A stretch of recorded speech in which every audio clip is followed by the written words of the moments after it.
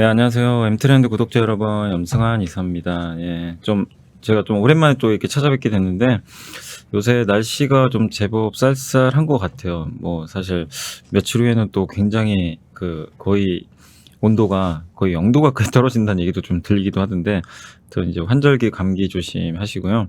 요즘에 이제 주가가 너무 많이 빠져서 뭐, 많은 분들이 스트레스도 많이 받으실 것 같고, 힘들어 하실 것 같아요. 되게 좀 어려운 장인데, 자동차 업종들이 사실 보면 지난 뭐 8월부터 굉장히 좀 안 좋았던 것 같은데, 그나마 이제 다행인 게 최근에 뭐 반도체 공급 이슈가 좀 해소될 거다라는 이제 기대감이 나와서 그런지 몰라도 분위기가 좋은 것 같습니다. 특히 최근에 기관들 뭐 순매수 상위에도 자동차 업종들이 이제 주로 좀 포진을 해 있는데, 어쨌든 이제 이 자동차 관련된 기업들의 주가 상승이 일단 이제 한번 나온 상태인데, 여기서 상승세가 더 이어질지, 그리고 또 우리가 큰 그림도 그려봐야 되니까 앞으로 현대차 그룹의 미래, 또 요새 테슬라가 굉장히 분위기 좋잖아요.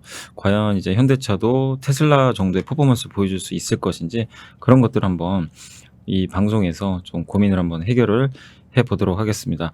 예전에 한번 이제 처음 나오셨던 분이시죠. 굉장히 그때 저도 깜짝 놀란 게 너무 설명을 잘해 주셔가지고 깜짝 놀랐는데, 현대차증권의 그 장문수 연구원님 다시 한번 저희가 모셔봤습니다. 연구원님 안녕하세요. 네, 안녕하세요. 네, 아유, 오랜만에 뵙겠습니다. 네, 잘 지내셨습니까? 네. 요새 좀 시장이 안 좋아서 어떠세요? 그러니까 자기 섹터를, 그러니까 저는 좀 궁금했던 게, 이제 본인 섹터를 보수적으로 보시는 분도 계시잖아요. 네. 예, 그럴 때도 있고 아니면 긍정적으로 보시는 분도 계실 텐데, 어찌됐건 간에 이게 주가 빠지면 내가 그러니까 보수적으로 봤는데 이게 기분이 좋으세요? 아니면 빠졌으니까 어쨌든 그래도 이 애널리스트 입장에서는 또 이게 산업을 다루시니까 네. 그래도 기본적으로 올라가는 게 사실 좋잖아요. 그렇죠. 예, 그러니까 어떠세요? 그럴 때마다 좀 뭐 아마 네. 대부분 애널리스트들이 자기 의견에 기조와는 상관없이 그 섹터 방향성이 좋지 않으면 사실 그건 기분이 좋지는 네, 않을 네. 거예요. 아무래도 항상 바쁘게 누군가가 그죠. 나를 불러주다가 예. 갑자기 또 그러겠네요. 주변에 또 관심이 좀 떨어지게 되면 음. 좀 마음이 좀 많이 속상하죠. 예. 네. 그래서 좀 되게 힘드실 것 같아요. 요새 자동차 하시는 네. 분들이. 왜냐면 이제 올해 연초에 그 애플카 이슈로 참 분위기 네. 너무 좋았는데, 맞습니다. 그게 좀 소멸되고 또 하반기에 이제 뜻하지 않았던 이제 반도체 이슈가 좀 터졌는데, 일단 저도 연구원님 그 현대차증권 나온 자료를 나올 때마다 보거든요. 네, 네. 보면은, 근데 일단 첫 번째로 궁금했던 게 그것도 좀 궁금하더라고요. 그러니까 목표 주가를 최근에 좀 낮추셨잖아요. 네, 근데 네. 이제 연구원님만 낮춘 게 아니라 다 낮췄더라고요. 맞습니다. 대부분의 애널리스트들이. 이게 좀 후행적으로 낮추신 건가요? 아니면 그러니까 주가 많이 빠져서 낮추신 건지, 아니면 그래도 이제 우리가 기대했던 실적은 조금 꺾였으니까 네. 3분기가 좀 안 좋잖아요. 맞습니다. 그걸 현실적으로 반영을 하신 건지. 일단 뭐 궁금합니다. 반반이라고 보시는 게 제가 보기에 좀 네. 맞을 것 같아요. 아무리 애널리스트들이 실적에 대한 추정들을 좀 선제적으로 하면서 목표 주가의 방향성들을 결정하는 경우들도 좀 있지만, 사실 그동안 상반기 동안에 또 애널리스트들의 말하지 못했던 고민 중에 하나는 네네.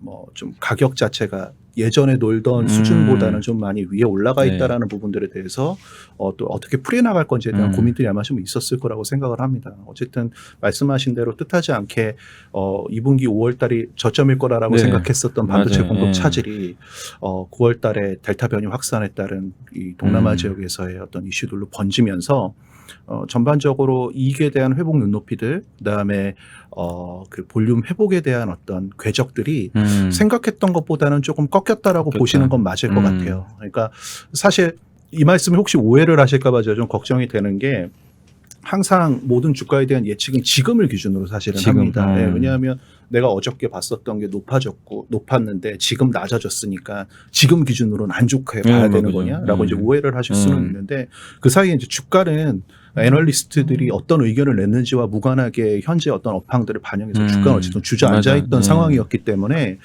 그 최근에 이제 의견들이 뭐 먼저 바뀐 건지 아니면은 반도체에 대한 뉴스 플로우들이 좀 새롭게 나오면서 이제 바뀐 건지, 뭐 그거에 대한 전후 관계를 말씀드리기 전에, 어쨌든 요 근래에 어떤 형성됐었던 주가의 저점을 기준으로 어쨌든 주가의 방향성이 우상향할 거다라는 의견 자체가 바뀐 거는 아닙니다. 다만 뭐 손으로 표시를 하자면 예전에는 요렇게 올라갈 거라고 생각했던 게 약간 조금 더 생각했던 것보다 좀 더 빠졌다가 올라가는 방향으로 주가는 그 사이 이렇게 흘렀죠.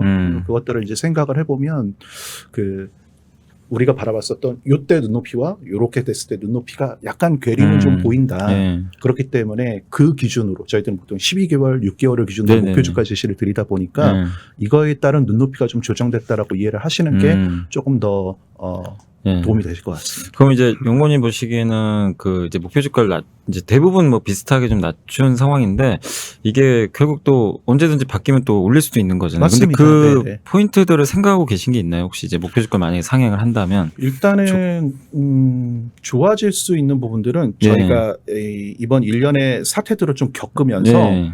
공급망에 대한 불안감들을 조금 더 실적이라든가 주가를 분석하는 데 녹여내기 시작한 것 같아요. 네. 그러니까 이게 어찌 보면 긍정적으로 주가에 영향을 줄 수 있는 리스크일 수도 있고요. 어찌 보면 지금 최근에 있었던 이슈처럼 부정적으로 영향을 줄 수 있는 리스크일 수도 있다라고 생각을 해요. 근데 이제 최근에 애널리스트 의견들 자체가 약간 좀 갈리는 면들도 네. 좀 없지는 않은데 좀 장밋빛으로 보는 애널리스트들도 네. 좀 있는 반면에 그 근거는 반도체 공급 차질이 이제 완전 해소된 것처럼 얘기를 하는 부분들이 있고, 한편으로는 저는 뭐 의견을 먼저 말씀을 드리자면 저희가 이제 소위 말해서 주가에 좀 락바텀이라고 생각했었던 구간들이 좀 무너져 내렸었어요. 최근에 장이 밀리면서 그것들이 일정 부분 펴지는 그 구간은 상당히 탄력적일 수 있다. 그런데 그것이 우리들이 생각했었던 주가의 레벨 수준까지 계속해서 추세적으로 올라가기 위해서는 약간은 좀 확인해야 될 부분들이 약간 좀 필요하다라는 생각입니다. 네네. 근데 그 부분이 바로 이 공급망 관련된 이슈고요. 이게 뭐 또 델타 변이가 확산해서 반도체 공급 차질이 생길 거다라는 어떤 일회적이고 일시적인 그런 어떤 불확실한 변수라기보다는 약간 제가 포착하기로는 업체들의 전략들이나 공급망 차원에서의 어떤 전략들이나 전망들이 조금 달라졌어요. 저는 이제 그 포인트들을 가지고서 좀 확인해야 될 부분들에 대해서 언급을 지금은 드리고 있는 상황입니다. 네. 그럼 이제 제일 어쨌든 지금 그 자동차 주가를 눌렸던 이유가 어쨌든 이제 말레이시아 공장 뭐 가동이 안 되거나 네, 반도체잖아요. 맞습니다. 근데 이제 놀라웠던 거는 제가 저번에 이제 테슬라 그 얘기가 나왔을 때 요새 주가 많이 올랐잖아요. 네. 근데 그 이번 그 3분기인가요? 인도 대수를 보니까 이제 예상했던 것보다 더 많이 인도를 했더라고요. 네. 그러니까 그 기사를 또 찾아보니까 테슬라는 그럼 왜 반도체 공급난에서 왜 혼자 이렇게 잘 나가느냐. 그러니까 보니까 반도체가 필요 없는 구조로 이렇게 차를 많이 만들었다고 하더라고요. 그러니까 내재화시킨 부분들도 상당히 많고요. 그리고 네. 소프트웨어도 잘 돼 있고. 맞습니다. 혹시 그 내용 좀 알고 계시면 그러니까 다른 업체랑 이게 테슬라가 왜 좀 지금 달라서 테슬라는 타격이 없는지 좀 설명해 주시면 좋을 것 같아요. 일단은 자동차 업체들이 관성이 있었던 것 네. 같아요. 그러니까 무슨 얘기냐면 예전에 어떤 기계식 작동 방식을 바탕으로 어떤 이동성을 만들어냈었던 자동차 업체들은 사실 이제 소프트웨어적인 역량이라든가 혹은 뭐 자율주행과 관련된 어떤 요구들이나 기술들이 디벨롭됨에 따라서 요구하는 역량들을 바라보는 시각 자체가 아무래도 완전히 180도로 달라지기는 좀 어려웠을 네. 것 같아요. 그러다 보니까 추가적으로 이제 애덥되는 어떤 기술들에 대해서는 내재화에 대한 니즈들은 내부적으로 있으나 네. 아직까지는 외부의 아웃소싱을 통해서 이런 것들을 좀 뭐라 그럴까요?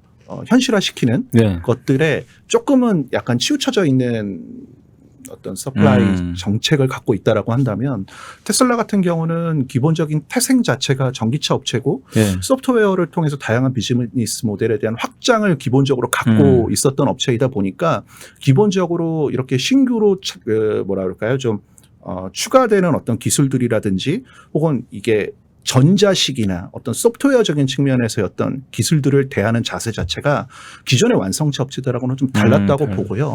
그러다 보니까 어떤 변수가 생겼을 때 이런 부분들을 소프트웨어적으로나 아니면은 뭐 이런 하드웨어적으로 네. 풀어낼 수 있는 해석이 조금은 좀 달랐으리라고 생각을 합니다. 그래서 그동안 이 테슬라가 자기네들의 뭐 어떤 반도체와 관련된 역량이라든가 컨트롤 유닛과 관련된 부분들의 역량을 계속해서 올림에 있어서 자기네들만의 어떤 그 유니크한 기술들을 계속 디벨롭 시켜왔던 걸 실제로 뭐 AI 데이라든지 다른 것들 통해서 많이 선보였거든요.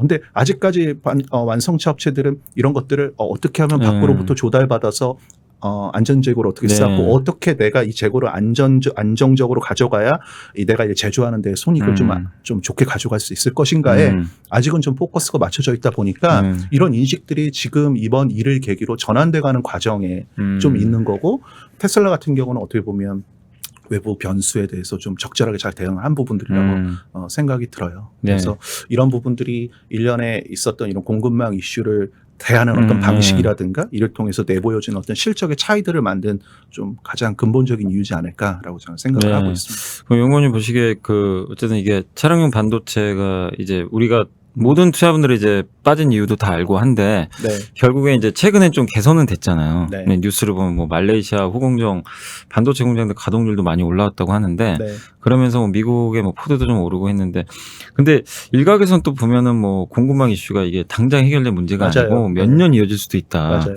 그러면은 이게 장기간 이어지면 네. 결국 추세적인 상승이 또 어려울 수도 있는 거잖아요. 그렇게 보실 수 있죠. 그럼 네. 이게 그러니까 자동차를 지금 보시는 분들 입장에서 이게 제일 민감한 이슈인데 그럼 용호님 생각에는 현대차를 이렇게 바라봤을 때 이게 지금 어쨌든 최악에서 조금은 벗어나는 것 같은데 그래도 이게 계속해서 느리지만 그래도 언젠가는 해결된다고 보시는지 최소한 그래도 이건 2년은 가야 된다. 이 공급망 이슈는 해결되기 너무 어렵다. 그래서 우리가 생각했던 업사이드를 아직은 높일 수는 없는 단계다. 네. 이렇게 좀 여전히 좀 보수적으로 좀 계속 보고 있어야 되는 좀 이게 좀 일단, 어렵지만 한번 좀 말씀해 주시면 좋을 것 같아요. 이게 정말 되게 어려운 문제. 일인데 네, 너무 어렵죠. 일단 짚어보셔야 될 게 왜 좀 비관론자들이 이렇게 반도체 공급과 관련된 이슈가 장기화될 수 있는지에 대해서 먼저 좀 이해를 하실 필요성이 있을 것 같아요. 첫 번째, 저희 이제 공급과 수요 이 두 가지 측면에서 각각 두 가지 정도의 이유가 있는데, 먼저 공급의 첫 번째 이유로는 반도체 업체들이 차량용 반도체를 생산하는 걸 별로 탐탁치 않게 생각을 해요. 왜냐하면 양은 많아서 좋은데 기술 자체가 어찌 보면 IT 업체들한테 공급하는 것 대비해서는 좀 구식이라고 그럴까요? 수익성도 좀 좋지가 않아요. 그런데 되게 까다롭습니다. 그러다 보니까 수익 구조가 사실은 좋지가 않아요. 그래서 1년에 뭐 ST 마이크론이라든가 아니면은 뭐 르네사스 뭐 이런 사태들이 있었던 과정 속에서 사실은 작년 10월부터 반도체 공급 차질과 관련된 이슈들은 공급망 안에서 있었거든요. 그래서 파악한 완성차 업체들이 공급량을 늘려달라는 요구를 했었습니다만 잘 아시다시피 이제 언택트 이런 것들이 확산되면서 서버용이라든지 맞아요. 뭐 노트북용으로 워낙 많이 나가니까 후순위로 밀릴 수밖에 없었거든요. 최근에 뭐 캐파 증설에 대한 얘기들이 있습니다만 공급을 원활하게 할 수 있을 정도로 늘리지 못한다라고 아직까지 좀 우려하는 시각으로 보시는 것 같아요. 그래서 그런 부분들이 어찌 보면 구조적인 공급 부족을 일으키는 원인이지 않겠냐라고 보는 첫 번째 이유였고요. 두 번째는 좀 일시적인 이슈입니다. 저희가 이제 5월을 저점이라고 생각하고 봤었던 건 그 코로나19의 상황이 추가적으로 악화된다라는 걸 가정하지 않았었던 그런 그림이었어요. 그러다 보니까 내가 갖고 있는 재고를 가지고 활용을 하면 5월까지는 어떻게 버티겠는데 5월이 좀 최악일 것 같고 조금씩이라도 받는다면 좀 숨통이 트일 것 같다라는 게 완성차들이나 이 업계에서 바라보고 있었던 시각이었습니다만 저희가 예상치 않게 델타 변이가 확산되면서 우리가 후공정을 말레이시아에서 하는지 저희가 이번에 다 전 국민이 알게 됐습니다.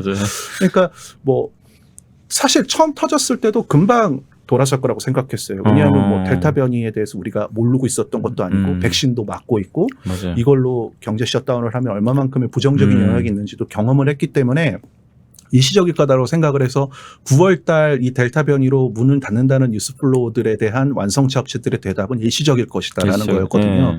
근데 그게 달라진 이유가 공장에서 막 사망한 사건도 발생을 하고 이 델타 변이 때문에 그래서 그 생각보다 문을 닫는 기간이 좀 길어진 거죠.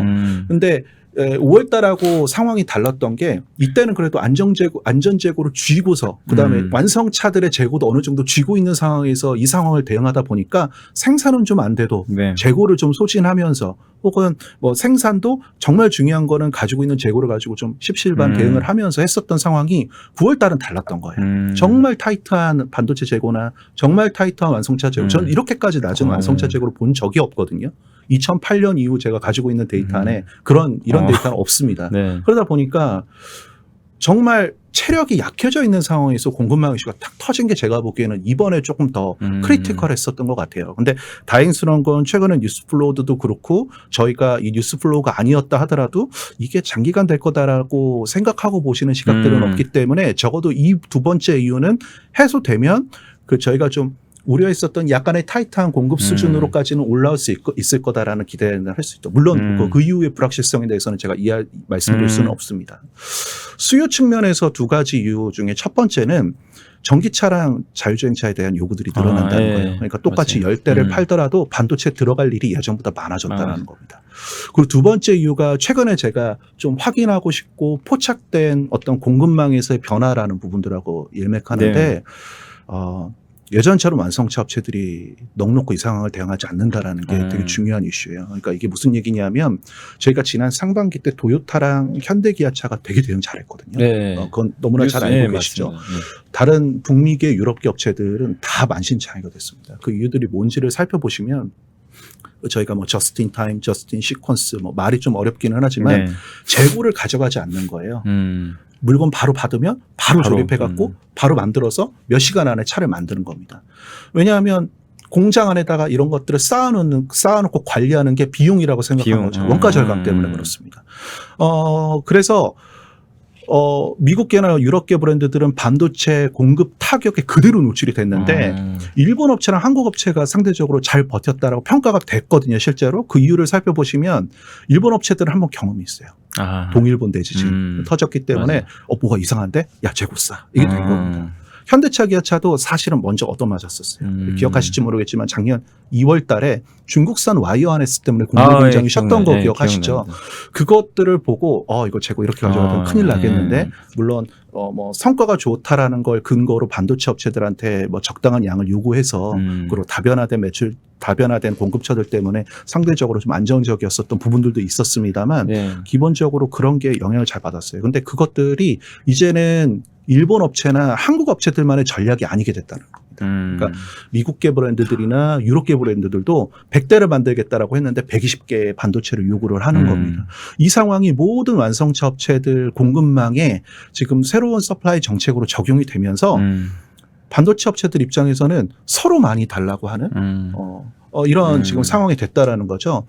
그러니까 공급은 뭐 일시적으로 위축됐던 게 펴질 수 있는 상황이기는 합니다만 수요는 우리들이 생각했던 것보다 자동차가 생산되는 대수의 눈높이보다도 훨씬 더 많은 양을 지금 요구하는 상황이 됐기 때문에 사실은 내년이나 내후년까지는 어떤 이런 공급망에 대한 이슈들이 눈에 보이지는 않습니다. 뭐 우리 100대 만들기로 했는데 100대 만들었잖아요. 라고 완성차 업체들은 얘기를 하겠지만 그 이면에는 엄청난 재고 축적과 관련된 경쟁들이 일어나는 상황으로 이제 지켜보게 되는 상황이고요.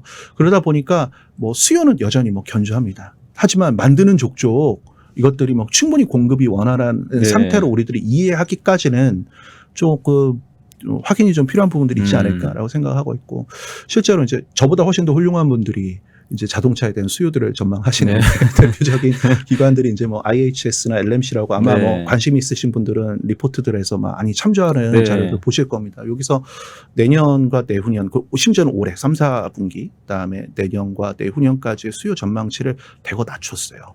그런 부분들이 저희는 사실 올리면 올렸지, 그리고 낮춰도 뭐 1, 2% 낮추면 낮췄지. 지금처럼 막 6%, 8% 기존 전망치를 낮췄던 적은 사실 제가 좀 찾아보기는 쉽지 않았거든요. 그래서 그런 부분들은 분명히 좀 의미하는 바가 있다고 생각을 하고요.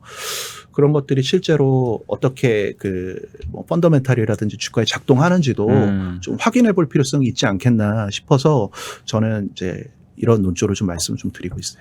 그럼 이게 들어보니까 결국엔 이게 좀 어쨌든 이제 보수적으로 어쨌든 가정은 하긴 해야 되잖아요. 사실. 그러니까 우리가 주가를 예측할 때 그런 걸 보면은 결국 공급이 정상화되기까지 시간이 걸린다고 가정을 하면 현대차, 기아가 어쨌든 간에 생산을 늘리긴 쉽진 않잖아요. 뭐 늘리기는 할 겁니다만 그러니까 쉽게 주가로 말씀드리면 좀 더 쉬울 것 같은 게 현대차 같은 경우 재작년에서 작년 내지는 작년에서 올해를 바라봤을 때 30만 원까지는 갈 수 있을 것 같은데요. 20만 원 후반은 터치할 수 있을 것 같은데요라고 이게 자신 있게 얘기했었던 기조가 한 20만 원 중후반대까지 뭐 이런 식으로 좀 낮아진 느낌인 거죠. 근데 그러니까 지금 주가 대비해서는 업사이드는 있는 거죠. 근데 이제 그때 대비해서 아주 이제 장밋빛으로 바라보기에는 확인해야 될 요소들이 좀 있다라는 그 말씀을 드리는 겁니다. 그러면 이제 결국 주가 올라가기 위해서는 우리가 다른 부분에서 뭔가를 좀 찾아봐야 될 것 같은데, 그러니까 이렇게 봐도 될까요? 어쨌든 이제 결국 이제 얘기를 들어보면 누가 자동차를 어쨌든 제때 생산해 줄 수 있느냐. 그러니까 네. 반도체를 얼마나 재고를 많이 확보하느냐. 요 대응 능력도 네. 하나의 좀 중요한 포인트 같고, 그리고 이게 대부분 어쨌든 현대차도 그렇지만 대부분의 업체들이 테슬라를 제외하고는 완성차 비중이 아직은 높잖아요. 네. 근데 그 상황에서 결국엔 전기차, 그러니까 여기서 이익이 우리가 기대했던 것만큼의 이익 레벨이 안 나온다면 멀티플을 올려야 될 거 아니에요. 주가 맞습니다. 올라가려면. 네. 그러면 그 방법은 친환경차인데, 네. 그러면 아이오닉 5나 EV6나 이런 것들이 경쟁 그 어떤 회사들보다 많이 팔리는 거. 요 두 가지에 좀 주안점을 놓고 보면 될까요? 이게 주가가 올라가기 위해서는. 네, 저도 뭐 생각이 크게 다르지는 음. 않습니다. 그러니까 뭐 자율주행은 뭐 요소별로 뭔가 진척사항이 생겼을 때 시장과 공유가 되고 있는 흐름이기는 하지만 아무래도 이제 투자자들도 그렇고 이 업종에 관심이 있어 하시는 분들은 당장 눈에 잡히고 보이는 네. 것들이 얼마만큼 좋아지는지를 판단하는 게 더 도움이 많이 되시는 상황이거든요.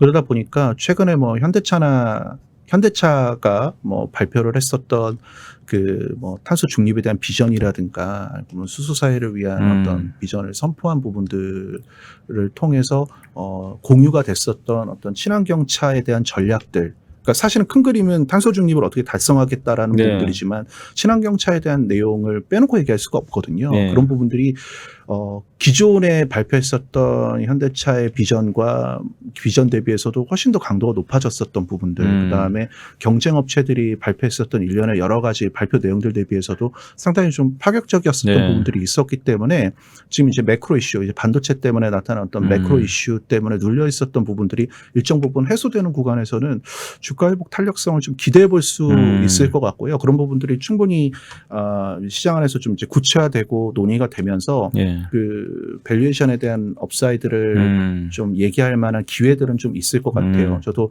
최근에 주가들을 좀 보면서 느끼는 바가 네. 많은 게 좀 시기를 좀 잘 타고 어떤 이런 부분들에 대한 커뮤니케이션을 좀 잘 했었던 GM이나 포드는 그 친환경차에 대한 전략과 예, 바이든 정부의 어떤 맞습니다. 정책들이 예. 같이 맞물리면서 엄청난 시너지를 내고 주가 회복을 예. 끌어왔고 반도체 공급 차질 때문에 눌려 있었던 주가가 이제 완화되는 조짐을 네. 보이면서 다시 정고점을 트라이한 상황들인 것과는 완전 다르게 네, 현대기아차는 주가가 여전히 뭐 언더슈팅돼 있던 걸 이제 펴는 정도의 맞아요. 수준인 거잖아요. 그래서 그 시기가 조금 좋지 않았다라는 생각은 좀 들고요. 대신 뭐 실적이라든가 아니면 뭐 내년에 대한 그림들을 얘기를 하든지 아니면 그 내년에 또 오면서 또 정책이라든가 완성차 업체들의 전략들이 점차 이제 구체화되는 모습들 현대기아도 마찬가지고 이런 부분들이 나타나게 되면 그런 부분들에 대한 평가는 재평가될 수 있다라고 생각을 해요. 저는 지난번 탄소 중립에 네. 대한 얘기를 나눴을 때 제일 좀 충격적이었었던 것 중에 하나가 전기차로만 이제는 대응하겠다라는 얘기를 한 게 저는 인상 깊었거든요. 근데 아시다시피 볼륨 브랜드들 중에서 이 뭐 탄소 중립을 언제까지 지키겠다라고 얘기한 브랜드가 아직 많지도 않을 뿐더러 내연기관을 버리겠다라고 선제적으로 얘기한 브랜드가 별로 없어요. 그러니까 뭐 다임러 벤츠라든지 아우디라든지 이런 고급 브랜드들은 원체 만드는 생산 대수가 얼마 안 되기 그죠. 때문에 소위 말해서 공장을 부시고 새로 지어도 돈이 많이 안 들어요. 그리고 전기차 아시겠지만 배터리 달고 모터 달면 한 2천만 원, 3천만 원은 붙게 되는데 8천만 원짜리 차에 1억 천 주고 사라고 하면 소비자 입장에서는 가격 저항이 좀 낮겠지만 2천만 원짜리, 3천만 원짜리 소나타에다가 5천만 원으로 배터리 달아 팔면 소비자 저항이 엄청 크거든요. 그렇기 때문에 대중 브랜드가 내연기관을 버리겠다라고 하는 이 표현 자체가 상당히 좀 어려운 결정입니다. 그래서 같은 날 도요타도 탄소 중립에 대한 비전 발표를 하면서 80%는 전동화 차량 팔겠다고 해서 이거를 다 헤집어 봤더니 실제 수소차랑 전기차는 200만 대밖에 안 됐거든요. 1000만 대 넘게 파는 회사가. 그러니까는 민낯이 그렇게 다 드러날 수밖에 없는데 현대차는 뭐 유럽을 좀 선제적으로 대응하고 뭐 전기차를 100% 전환하겠다고 얘기한 자체는 사실은 조금 저 입장에서는 애널리스트로서 당연히 가야 될 일이고 기대한 일이지만 이렇게 선제적으로 얘기했다라는 것 자체가 약간 저는 좀 파격적으로 느껴졌었거든요. 이런 부분들은 시장에서 충분히 좀 인지될 수 있는 룸들이 저는 좀 있다고 생각을 하고요. 그런 부분들에 대한 비전이었지 않습니까? 근데 이제 뭐 현대차부터 기아 계열사들에 이어지는 뭐 전체적인 어떤 서플라이 체인의 구도 속에서 이러한 전략들이 이제 구체적으로 드러나는 구간들이 이제 나오게 될 텐데 그런 부분들에서 충분히 이제 밸류에이션 디스카운트를 벗겨낼 수 있을 만한 요소들로 작동할 수 있지 않을까 이런 거는 제가 이제 내년 이후로 네. 기대하는 좀 부분들입니다. 네.